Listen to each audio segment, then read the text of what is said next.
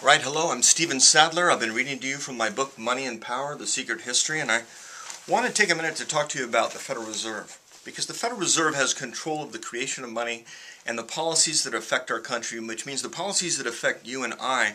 And most people don't realize who really owns and controls the Federal Reserve. They don't feel they have to tell us this. I think one of the things we need to do is tell our Congress we want to know. We need to audit them. We need to find out who the ownership is and who's making these decisions.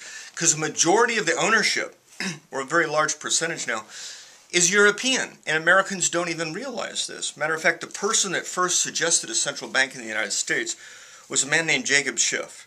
He comes from a German banking consortium. Matter of fact, his family lived in the same house as the Rothschilds. They have ownership in the same banking syndicates in Europe. And in a speech in 1906 he gave to the Congress, he made the suggestion that we create a central bank and also warned us that there'd be dire consequences if we didn't.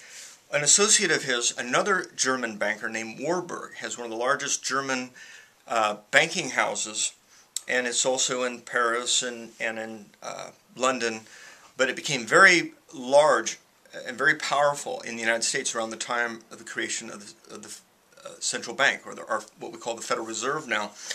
And Warburg was the one that first put together a plan for what he called a modified central bank. So the two biggest proponents of our Federal Reserve were European, representing European interests. Theodore Roosevelt had put a committee together to figure out what the best thing to do to improve our economy would be, and he put Nelson Aldrich in charge.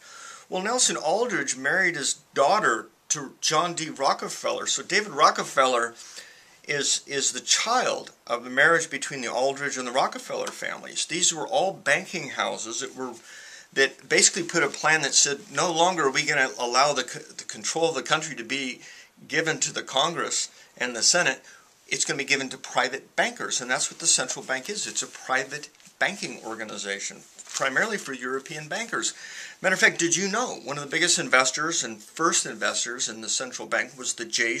Henry Schroeder Bank and Trust? Well, this is one of the largest asset management companies in the United Kingdom. It not only manages the money of the royal family, the king and queen, but also they have ownership in it. And Allen Dulles, who was one of the directors of the Central Intelligence Agency of the United States, used to be a director in the Schroeder Bank. Schroeder, the J. Henry Schroeder Bank and Trust Company, is a subsidiary of the Schroders Ltd., a bank based out of the United Kingdom. Another investor in the central bank, or our Federal Reserve, is the National Bank of North America. But it's a wholly owned subsidiary of the National Westminster Bank of the United Kingdom. Another large investor is the European American Bank, which is a subsidiary of a bank based out of the Bahamas that has all European directors on it.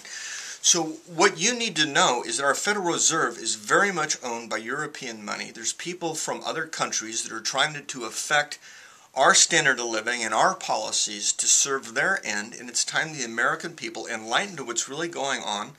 I suggest we demand an audit of the Federal Reserve. I'd like to end the Federal Reserve and take back the control of money and put it into the Treasury. But we've got to put people in the Treasury that don't come from the Goldman Sachs organization or our own Federal Reserve. We need to find people that are looking after the interests of the people of the United States and not just a little clique of rich bankers that are making a fortune on us as we suffer.